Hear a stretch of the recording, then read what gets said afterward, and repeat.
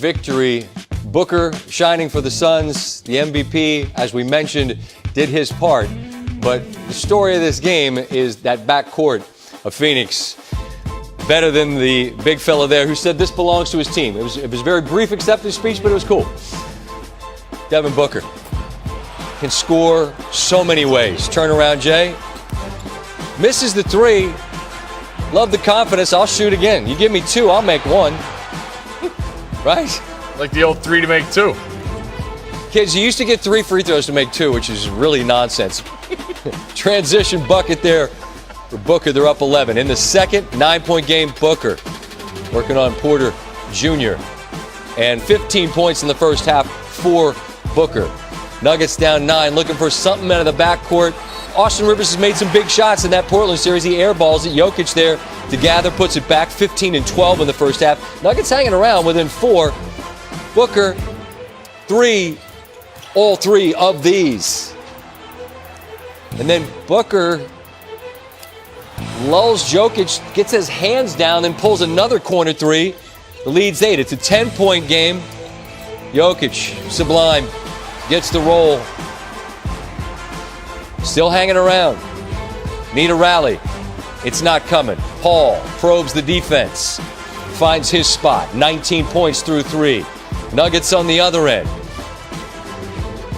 We're showing you Jokic because he was the offense. Again, still within arm's length.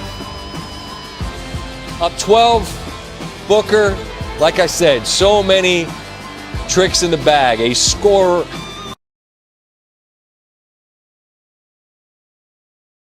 extraordinaire. Defense was fine. The shot was better. 26 through 3 for Booker. Off the Nugget miss. Jokic with a tip within 13. 2 minutes later, it's now a 16-point deficit. Jokic, there are 4 Suns in the picture.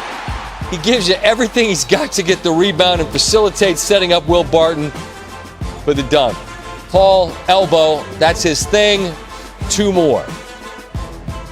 Again, Paul, elbow.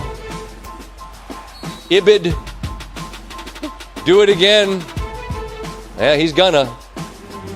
As Paul and the Suns enjoy the 14-point victory. Down low, Jokic sets up Aaron Gordon there.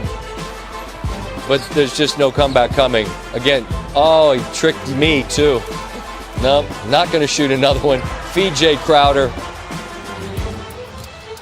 Bridges, Crowder, Paul, all alone, Cash. Suns by 14. Sunday, an opportunity for a closeout. It's just the 3rd time in Suns franchise history they've won the first 3 games of a postseason series. In 2010 against the Spurs, 2005 against the Grizzlies. Phoenix was able to finish off this week. All right, we welcome in Tim Legler. And Tim, it's a 3-0 series lead. And, I mean, is it deceiving in a sense, or is it an accurate reflection right now because of the backcourt advantage that the Suns have got of what we're seeing here? It's an accurate reflection for sure, and I thought Denver had a chance to get into this series by winning this game. I was asked before the game, what would it take? And I said, probably a 30-point triple-double out of Nikola Jokic. He was even better than that. He was a 30-20-10 night, but he got no help, and ultimately Phoenix just a better team. And this is where it got away from them. And this is where they're just hanging on by a thread here. You see third quarter and start out. This is a 7-point game. And this is where the offensive rebounding came to play. And I think it's just the young legs, and Denver got demoralized. And it's just the details, Scott. Right here, you see Booker is taking a really tough shot. He's leaning in. He's got 2 guys all over him. You have to be able to read on the weak side defensively. This ball had a flat angle. It's going to come off in this area of the floor. But take a look at what they start to do. You get guys leaking out. This is the playoffs. Every little detail matters. When this comes off the glass, this is what I'm talking about. Look at the guys leaking up the floor. This basketball is going to end up on the floor, and the only guy that gets down there is the Suns center. This is just desperation and smelling it. What does it lead to in a 7-point game? You get it to your best player, and that's filthy from the corner, but now it's 10. All right, you're still hanging on. Here's Jokic now. Again, 11-point game right here. You're still in this thing. Your best player takes a 15-foot jump shot. You even get a second attempt at the rim, Scott, but watch what happens at the end of this. Take a look at DeAndre Ayton out ahead of the pack. He is taking off like a track star. Booker's going to push it. Jokic is dead tired. He's trailing the play right here, and it's going to come into play here in a second. As you see Booker get to the rim, he's going to miss this layup. But take a look. You've got 3 Denver Nuggets, 4 if you count Jokic in the paint. DeAndre Ayton's going to go up. He's going to secure this basketball above the rim and watch the chain of events that it leads to. One pass here. You're going to get Cam Johnson sneak out to the three-point line. You get a second swing. So precise. And again, off the offensive glass, young legs. Just like that, it's a 14-point game. I really felt like that stretch is where this got away from him. Mike Malone even alluded to it as well. The 50-50 ball, that was such a critical play. The bottom line is Phoenix is sharper. They're better. They look more poised, more mature. And if you're Denver, you can't survive some of your key guys having offensive nights like they have, particularly Michael Porter Jr. Well, let's get to that. And to be fair to Denver, in a league where you really kind of need 2 superstars to have a shot, and some have more than that, they do. But Murray gets injured, and outside of Jokic, who, as you point out, was tremendous, what did they get? Or I guess maybe the better way is to say, what didn't they get on Friday night, Tim? Yeah, look, the key is this. Michael Porter Jr. took a huge step forward this year. There's no doubt. I think he's headed to becoming a perennial all-star. But I think what you're seeing right now in this series, he's not quite ready for this moment because they need him to be a 25-point guy to supplement what Jokic is going to give you. I think it's at the point now. We've seen enough out of Jokic to know what he did tonight.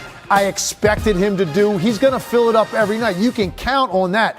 Where else is it going to come from? Aaron Gordon really struggled, and he's kind of been in a defensive mindset since he got there anyway, and he wasn't able to really turn it up without Jamal Murray. So Porter is the guy. He's critical. I mean, they got decent games out of Morris, and Will Barton played okay. Michael Porter Jr. is the one guy they had that's capable of having a 25 or 30-point night in a moment like this to get you back in the series. He just looks like maybe he didn't have enough confidence and he didn't get going and he just really struggled. His body language wasn't great. He's maybe a year away from where he needs to be, Scott, for this team to be taken really seriously to West when they get Murray back. I mean, as you well know, it's typically a process of growth. You get there, you take steps, and Denver made a big step in the bubble. You lose Murray, that's big. I'm frankly surprised that Phoenix, in its first incarnation like this, looks this good, and it's setting up for a steamroll towards the final and perhaps the Jazz, but a long way to go for them as they're only halfway there. Tim, appreciate the time. We'll talk again next week, I'm sure. You got it, Scott. So since the Suns were behind the Lakers 2-1, remember LeBron back down Jay Crowder. Laker bench really enjoyed that. Remember? Yeah. Suns didn't forget that. Anyway, they've outscored their opponents by almost 18 a game since. It's their 5th consecutive win by double digits.